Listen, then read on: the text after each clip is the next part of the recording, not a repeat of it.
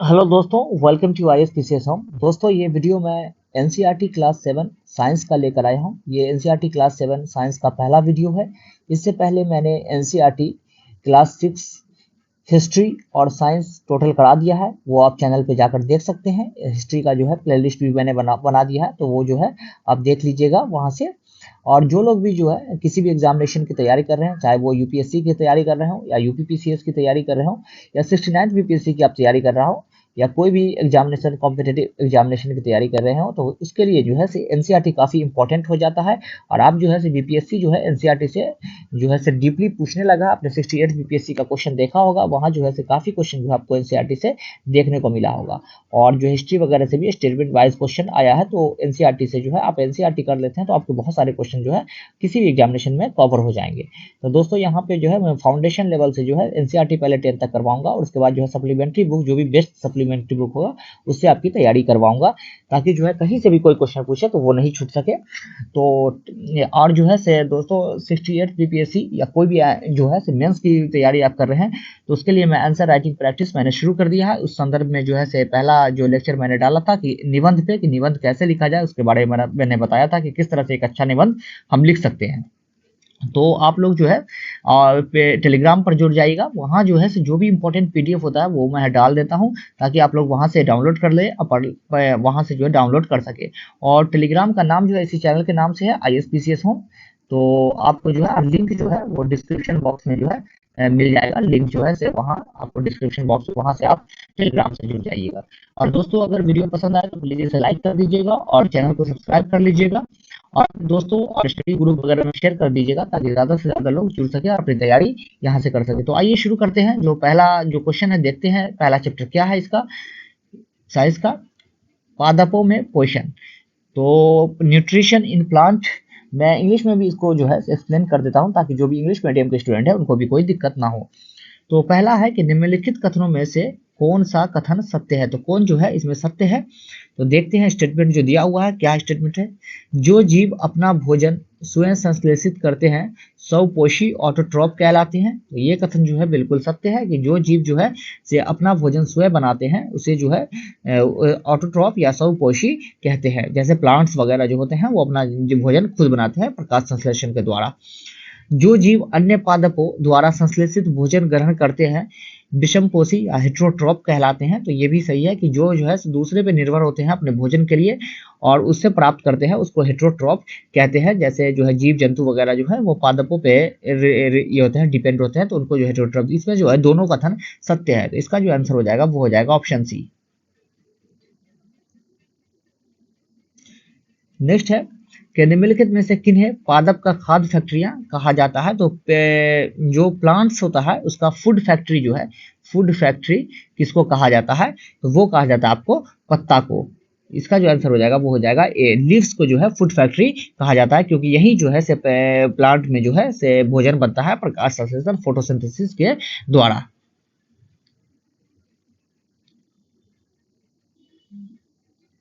Next है कि निम्नलिखित में से कौन से प्रकाश संश्लेषण के लिए आवश्यक है। तो फोटोसिंथेसिस के लिए कौन जो है नेसेसरी है, किस, अगर फोटोसिंथेसिस प्लांट्स में होगा तो वो क्या क्या चीज चाहिए। तो वो क्लोरोफिल, हाँ तो क्लोरोफिल होना चाहिए। सूरज का प्रकाश, तो वो भी होना चाहिए, लाइट, सनलाइट। कार्बन डाइऑक्साइड, तो ये भी जरूरी है, कार्बन डाइऑक्साइड गैस जो है यूज करते हैं और ऑक्सीजन जो है रिलीज करते हैं। जल, तो वाटर भी होना चाहिए। तो इसमें जो है चारों चीज जो है वो जरूरी है फोटोसिंथेसिस में। ऑप्शन डी जो है इसका आंसर हो जाएगा। और फोटोसिंथेसिस जब होता है तो उसमें सबसे ज्यादा जो इफेक्टिव कलर होता है वो रेड और ब्लू कलर जो है वो सबसे ज्यादा इफेक्टिव होता है।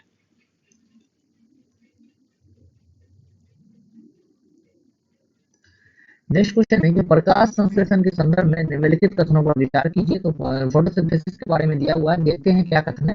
प्रकाश संश्लेषण की प्रक्रिया द्वारा ऑक्सीजन गैस तथा कार्बोहाइड्रेट बनता है। तो ये सही है कि ऑक्सीजन जो है रिलीज होता है, जब वाटर टूटता है तो ऑक्सीजन रिलीज होता है और कार्बोहाइड्रेट जो है वो बनता है, जिसको जो है प्लांट यूज करता है भोजन के तौर पे। तो ये कथन बिल्कुल सही है कि वो फोटोसिंथेसिस से ही ये बनता है। पत्तियों के अलावा पादपों के दूसरे हरे भागों में भी प्रकाश संश्लेषण होता है। तो पत्तियों के अलावा जो है दूसरे भागों में भी प्रकाश संश्लेषण होता है, फोटोसिंथेसिस हो सकता है। तो ये भी कथन जो है वो सही है। दोनों कथन जो है इसमें सही है। ऑप्शन सी जो है इसका आंसर हो जाएगा कि इसमें दोनों कथन वो सब सही है। अब नेक्स्ट है कि पादपों के संदर्भ में निम्नलिखित कथनों पर विचार कीजिए। तो प्लांट्स के बारे में दिया हुआ है स्टेटमेंट, देखते हैं क्या है स्टेटमेंट। सभी पादप अपना भोजन स्वयं संश्लेषित करते हैं। तो सभी पादप जो है अपना भोजन स्वयं संश्लेषित नहीं करते, ऐसा नहीं है, कुछ पौधे जो है दूसरे पे निर्भर करते हैं अपने भोजन के लिए। तो ये कथन जो है वो गलत है। जहां भी एक्सट्रीम स्टेटमेंट हो जाए तो वो अक्सर जो है वो गलत होता है, ओनली, ऑल, तो ये सब जो है एक जो है लगभग जो है वो गलत ही स्टेटमेंट रहेगा। आप इसको जो है एलिमिनेशन टेक्निक में यूज कर सकते हैं एग्जामिनेशन में। पादप मृदा में उपस्थित नाइट्रोजन जड़ों की सहायता से प्राप्त करता है। तो मृदा में जो है उपस्थित जो है नाइट्रोजन वो जड़ों की सहायता से जो है फिर ये प्राप्त करता है। तो ये भी सही है, ये कथन जो है सही है। तो इसमें जो ऑप्शन हो जाएगा वो हो जाएगा आंसर 2, और केवल 2 जो है इसका आंसर हो जाएगा कि मृदा में जो उपस्थित जो होता है नाइट्रोजन उसको जो है जड़ के द्वारा जो है उसको एब्जॉर्ब करके जो है बाकी भागों में पहुंचाया जाता है। तो ये कथन सत्य है। नेक्स्ट है कि निम्नलिखित में से कौन सा पादप कीटों को पकड़कर अपना आहार प्राप्त करता है। तो कीटों को पकड़कर जो है जो उस कौन सा प्लांट जो है वो अपना आहार अपना भोजन बनाता है, तो वो करता है घटपर्णी। ऑप्शन सी जो है इसका आंसर हो जाएगा, घटपर्णी जो है ऐसा करता है, जिसको इंसेक्टिवोरस प्लांट भी कहते हैं। और ये जो है कीटों को पकड़ के जो है अपना आहार प्राप्त करता है और नाइट्रोजन की कमी पूरी करने के लिए जो है ये ऐसा करता है। अब नेक्स्ट क्वेश्चन है कि वह पोषण जिसमें कुछ जीव एक दूसरे के साथ रहते हैं तथा अपना आवास एवं भोजन एक दूसरे के साथ बांटते हैं, सहजीवी संबंध सिम्बायोटिक रिलेशन कहलाता है। तो कहा गया कि ऐसा जो है से संबंध है, ऐसा रिलेशन हो जहां एक दूसरे पर निर्भर हो, कि एक जो है से एक को आवास देता हो और दूसरा जो है से उसको जो है से भोजन प्राप्त देता हो। तो ये जो है सिम्बायोटिक रिलेशन या सहजीवी कहलाता है। तो ये कथन जो सही है कि ये कथन बिल्कुल सत्य है कि इसको सहजीवी या सिम्बायोटिक रिलेशन कहते हैं। एक जो है आवाज देता है, घर देता है, और एक जो है भोजन प्रोवाइड करता है। नेक्स्ट है वह पोषण जिसमें जीव किसी मृत एवं विघटित जैविक पदार्थों से पोषण प्राप्त करते हैं, मृत जीवी पोषण सैप्रोट्रॉफिक न्यूट्रिशन कहलाते हैं। तो ये सही है कि मृत जीव से जो है अपना भोजन प्राप्त करता है तो उसको जो है सैप्रोट्रॉफिक रिलेशन कहते हैं, न्यूट्रिशन कहते हैं। तो ये कथन सही है। तो इसमें दोनों कथन जो है वो सत्य है।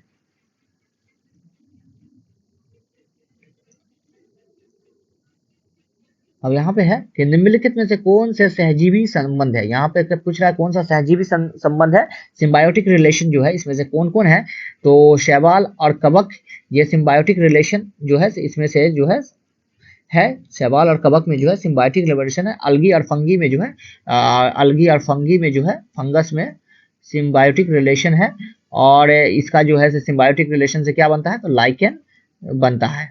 और कवक और जीवाणु इसमें नहीं है, शैवाल और जीवाणु में नहीं है, इसमें भी नहीं है। पादप और जीवाणु तो इसमें है। तो 1 और 4 में जो है प्लांट्स और बैक्टीरिया में भी सिम्बायोटिक रिलेशन है। तो इसका जो हो जाएगा आंसर 1 और 4, ऑप्शन सी जो है इसका आंसर हो जाएगा 1 और 4।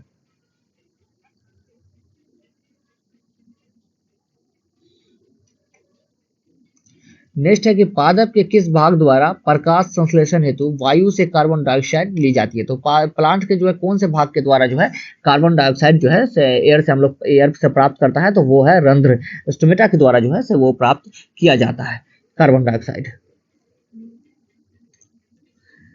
नेक्स्ट है प्रकाश संश्लेषण प्रक्रम द्वारा पौधे कार्बोहाइड्रेट का संश्लेषण करते हैं। कार्बोहाइड्रेट निम्नलिखित में से किससे मिलकर बना होता है। तो कार्बोहाइड्रेट जो बनता है वो किससे बनता है, तो वो कार्बन, हाइड्रोजन, ऑक्सीजन से जो है कार्बोहाइड्रेट बनता है। जैसे चीनी भी एक तरह का कार्बोहाइड्रेट है। तो ग्लूकोज C6H12O6, तो किससे बना हुआ है, C6H12O6, ये ग्लूकोज का फॉर्मूला है। तो ये भी जो है देखिएगा आप, यहाँ पे कार्बन की 6 मात्रा, ऑक्सीजन 12 और हाइड्रोजन 12 और ऑक्सीजन 6। तो कार्बन जो है कार्बोहाइड्रेट किस से बना होता है, कार्बन, हाइड्रोजन और ऑक्सीजन से ये बना होता है। तो 1 2 3 जो है इसका आंसर हो जाएगा। कहाँ है, नेक्स्ट है कि दाल की फसलों के संबंध में निम्नलिखित कथनों पर विचार कीजिए। तो पल्सेस के बारे में दिया हुआ है, दाल के बारे में। दालों की फसलों के लिए उन्हें मृदा में नाइट्रोजन उर्वरक देने की आवश्यकता नहीं पड़ती है। तो ये सही है कि नाइट्रोजन फर्टिलाइजर देने की जो है दालों में आवश्यकता नहीं पड़ती है, क्योंकि ये लेग्यूमिनस प्लांट होते हैं, क्योंकि दालों की फसल मृदा में से नाइट्रोजन ग्रहण नहीं करती है, बल्कि कुछ विशेष जीवाणु फसलों को नाइट्रोजन प्रदान करते हैं। तो ये सही है, दालों की जो फसल होती है वो मृदा से नाइट्रोजन नहीं ग्रहण करती है, बल्कि कुछ विशेष जीवाणु जैसे राइजोबियम वगैरह जो होता है, राइजोबियम बैक्टीरिया की सहायता से जो है इसको नाइट्रोजन प्राप्त होता है। तो ये कथन सही है। तो कथन और कारण दोनों सही है। कारण जो है कथन का व्याख्या कर रहा है, तो इसका जो आंसर हो जाएगा वो हो जाएगा ऑप्शन ए जो है इसका आंसर हो जाएगा। तो दोस्तों पहला चैप्टर जो था वो मैंने करा दिया। अब देखते हैं सेकंड चैप्टर, ये प्राणियों में पोषण है। तो प्राणियों में पोषण जो न्यूट्रिशन इन एनिमल्स जो है वो उसके बारे में हम लोग देखते हैं कि क्या है। तो पहला स्टारफिश, तारा मछली के संदर्भ में निम्नलिखित में से कौन सा कथन सत्य है। तो तारा मछली जो होता है, स्टारफिश जो होता है, उसके बारे में दिया गया है स्टेटमेंट। देखते हैं, इसका आहार कैल्शियम कार्बोनेट के कठोर कवच वाले जंतु होते हैं। तो ये सही है कि इसका जो आहार होता है, इसका जो भोजन होता है वो कैल्शियम कार्बोनेट से बना हुआ जो जिसका जो है शेल जो होता है, शेल कवच, वो कैल्शियम शेल जो होता है वो कैल्शियम कार्बोनेट से बना होता है। और तो वो वाले वो जो है इसके आहार होते हैं। तो ये सही है। भक्षण के लिए ये कवच खोलने के बाद अपने मुख से अमाशय बाहर निकालती है तथा जंतु के कोमल भाग को खा जाती है। तो जो भक्षण के लिए यानी पकड़ता है जो है किस तरह से, तो वो अपने मुख से जो है अपने स्टमक को बाहर निकालता है और उसके बाद जो है से जो भी चीज को है उसको जो है निगल जाता है और उसके बाद जो उसके कोमल भाग को जो है ये कठोर कवच जो होता है उसको हटाकर उसके कोमल भाग को खा जाता है। तो ये कथन भी सही है। तो इसमें दोनों कथन सही है। तो इसका जो आंसर हो जाएगा वो हो जाएगा ऑप्शन सी। नेक्स्ट है कि पाचन तंत्र के संदर्भ में निम्नलिखित कथनों पर विचार कीजिए। तो डाइजेस्टिव सिस्टम के बारे में है स्टेटमेंट है। देखते हैं क्या है। पाचक रस सरल पदार्थ को जटिल बनाता है जो पाचन में सहायक है। तो ये कथन गलत है। जो पाचक रस होता है, डाइजेस्टिव जूस जो होता है, वो सरल पदार्थ को जो है जटिल नहीं बल्कि जटिल पदार्थ को जो है उसको सरल बना देता है, तोड़ देता है। जैसे कि आप जो है प्रोटीन को अमीनो एसिड्स में, फैट्स को फैटी एसिड या ग्लाइसरॉल में, कार्बोहाइड्रेट को जो है से स्टार्च वगैरह में, तो ग्लूकोज में तोड़ देता है, ग्लाइकोजन में। तो इससे ये जो है तोड़ देता है, ये सरल बना देता है, बल्कि जटिल को जटिल नहीं बनाता। तो ये कथन गलत है। पाचक रस अमाशय की आंतरिक भित्ति, क्षुद्रांत्र तथा आहार नाल के संबंध ग्रंथियां पाचक रस स्रावित करती है। तो ये जो है सही है कि वहां जो है पाचक रस जो है ये जो है अमाशय में जो है स्टमक में जो है और जो है आप जब मुख में भी डाइजेस्टिव सिस्टम जो है मुंह से ये स्टार्ट हो जाता है। आप जैसे मुंह में रखेंगे तो स्टार्च का डाइजेशन सबसे पहले जो है हो जाता है। अमाइलेज जो है टाइलिन जो है हम लोग जो निकालते हैं सलाइवा में, जिसके थ्रू जो है आपका जो है कार्बोहाइड्रेट जो है उसका जो है पचना जो है वो मुंह से ही शुरू पाचन क्रिया शुरू हो जाती है। तो इसमें जो है ऑप्शन बी जो है इसका आंसर हो जाएगा। केवल दो जो है इसमें पूछ रहा है कि असत्य कौन है, तो असत्य जो है आंसर बी नहीं होगा बल्कि असत्य जो है एक होगा। आंसर ए हो जाएगा कि असत्य ए है, सत्य जो है बी है, इसलिए मैंने बी कह दिया था। नेक्स्ट है कि निम्नलिखित कथनों में से कौन सा सही है। तो इसमें सही पूछ रहा है कौन है। यकृत शरीर की सबसे बड़ी ग्रंथि है। ये सही है कि लीवर जो है सबसे बड़ा ग्लैंड है बॉडी का। तो ये कथन बिल्कुल सही है। यकृत पित्त रस स्रावित नहीं करता है। तो ये कथन गलत है, क्योंकि लीवर जो है वो बाइल जो है बाइल जूस सिक्रेट करता है और ये जो है बाइल जाके कहाँ स्टोर हो जाता है, तो वो गॉल ब्लैडर में जाके स्टोर होता है। नेक्स्ट है पित्त रस वसा के पाचन में महत्वपूर्ण भूमिका निभाता है। तो ये सही है कि पित्त रस जो है बाइल जूस जो है वो फैट के जो है पाचन में काफी महत्वपूर्ण निभाता है, उसको जो है ग्लाइसरॉल वगैरह में चेंज कर देता है। तो 1 और 3 जो है इसमें सही है। तो केवल 1 और 3 सही कथन है। नेक्स्ट है कि रूमिनेंट अथवा रोमंथी जंतुओं के संदर्भ में निम्नलिखित कथनों में कौन सा कथन सही है। रूमिनेंट जो जंतु होते हैं, जुगाली जो पशु होते हैं, उसके बारे में दिया गया, जो जुगाली करते हैं जो पशु, उसके बारे में स्टेटमेंट दिया गया है। कौन सा स्टेटमेंट सही है। रूमिनेंट में अमाशय 4 भागों में बटा होता है। तो रूमिनेंट में जो है अमाशय वो 4 भागों में बटा होता है। ये कथन बिल्कुल सही है। रूमेन में भोजन का आंशिक पाचन हो जाता है। जो अमाशय का जो भाग होता है रूमेन, उसमें जो है भोजन का आंशिक पाचन हो जाता है। तो ये कथन भी सही है। बाद में जंतु इसे छोटे छोटे पिंडकों के रूप में मुख में लाता है तथा इसे चबाता है। इसे रोमंथन जुगाली करना कहते हैं। तो बाद में उसको जो है ले लेता है। जब आप देखिएगा घास फूस खाने वाले पौधे जो है पहले घास को जल्दी जल्दी जो है अपने अंदर कर रख लेता है, वहां जाके स्टोर कर लेता है। उसको बाद में जो है धीरे धीरे वो मुंह में लाता है और लगातार जो आप देखिएगा उसको चबाता रहता है।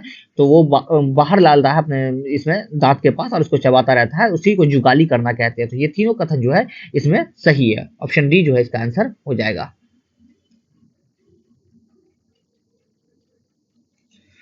नेक्स्ट, अमीबा के संबंध में निम्नलिखित कथनों पर विचार कीजिए। तो अमीबा के बारे में दिया गया, अमीबा एक जो है यूनिसेल्युलर जो है वो एक जीव है, एक माइक्रो ऑर्गेनिज्म है। तो देखते हैं, यह जलाशय में पाए जाने वाला एक कोशिकीय सिंगल सेल्ड जीव है। तो ये सही है कि एक सिंगल सेल्ड जीव है, ये जल में पाया जाता है, पानी में पाया जाता है।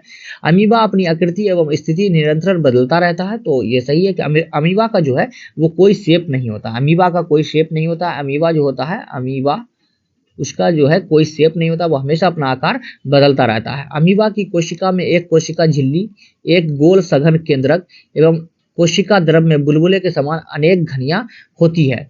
तो ये भी कथन जो है वो सही है कि अमीबा में जो है कोशिका झिल्ली, एक गोल सघन केंद्रक एवं कोशिका द्रव में जो है एक घनियां होती है। वैक्यूल जो होता है उसमें होती है, अनेक वैक्यूल होता है। तो ऑप्शन डी जो है इसका आंसर हो जाएगा। कोशिका झिल्ली मतलब कि सेल मेम्ब्रेन होता है, और एक जो है से एक न्यूक्लियस जो होता है वो होता है।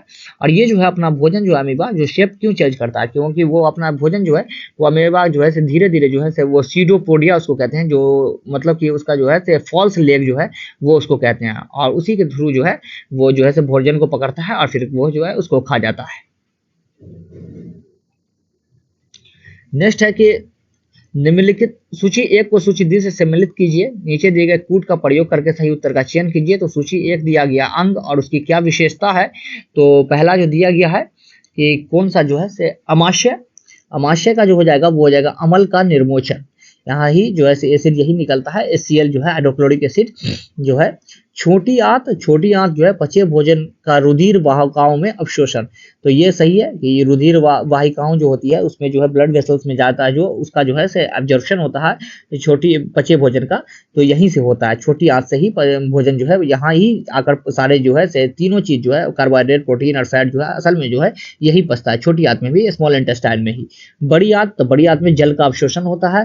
तो छोटी आंत का जो है, छोटी आंत जो है रियल में वो बड़ी होती है, इसका जो लेंथ होता है वो लगभग 7.5 मीटर होता है, और जो है बड़ी आंत जो होता है उसका 1.5 मीटर के करीब वो लेंथ होता है। यकृत शरीर की सबसे बड़ी ग्रंथि, तो ये सही है, लीवर जो है सबसे बड़ी ग्रंथि है। तो इसका जो है ए का 4, बी का 2, सी का 3, डी का 1। ऑप्शन बी जो है इसका आंसर हो जाएगा।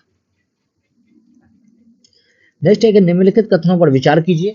तो देखते हैं, कार्बोहाइड्रेट, प्रोटीन एवं वसा महत्वपूर्ण खाद्य संगठक है। तो ये सही है कि कार्बोहाइड्रेट, प्रोटीन और जो है से वसा यानी फैट जो है एक महत्वपूर्ण खाद्य संगठक है। तो ये सही है। इनका पाचन जंतुओं के शरीर में इसी रूप में होता है। तो ये कथन जो है वो गलत है कि इसका जो पाचन है वो इसी रूप में नहीं होता है, बल्कि जो है से उसके जो है से सरल फॉर्म में होता है, उसके जो है से लाइट फॉर्म में होता है। जैसे कि कार्बोहाइड्रेट जो है से ग्लूकोज के फॉर्म में, फैटी एसिड के फॉर्म में फैट या ग्लाइसोल के फॉर्म में, अमीनो एसिड के फॉर्म में जो है से ये प्रोटीन वगैरह जो है उसका संश्लेषण शरीर में होता है। तो कथन 1 जो है केवल सही है।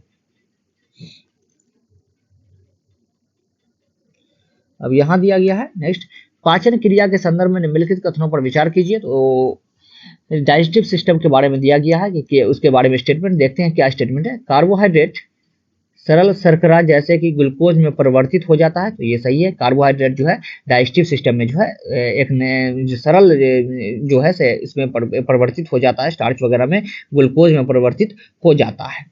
वसा अम्ल एवं ग्लिसरॉल में परिवर्तित हो जाता है। तो ये भी सही है कि फैट जो है फैटी एसिड या ग्लिसरॉल में जो है ग्लाइसरॉल जो होता है, तो उसमें जो है से फैटी एसिड या ग्लाइसरॉल में जो है ये परिवर्तित हो जाता है फैट। प्रोटीन अमीनो अम्ल में परिवर्तित हो जाता है। तो प्रोटीन जो है से अमीनो एसिड में परिवर्तित हो जाता है। तो ये कथन भी बिल्कुल सही है कि तीनों कथन जो है इसमें सही है। तो इसका जो आंसर हो जाएगा वो हो जाएगा ऑप्शन डी, सभी कथन सत्य है। तो दोस्तों ये जो है 2 चैप्टर मैंने आप लोगों को साइंस एनसीईआरटी क्लास 7 का जो है साइंस उसका मैंने करवाया है। अगर वीडियो पसंद आए तो आप लोग इसे लाइक कर दीजिएगा और चैनल को सब्सक्राइब कर लीजिएगा। तो अभी के लिए फिलहाल इतना ही। Thank you and have a nice day. Till then good bye.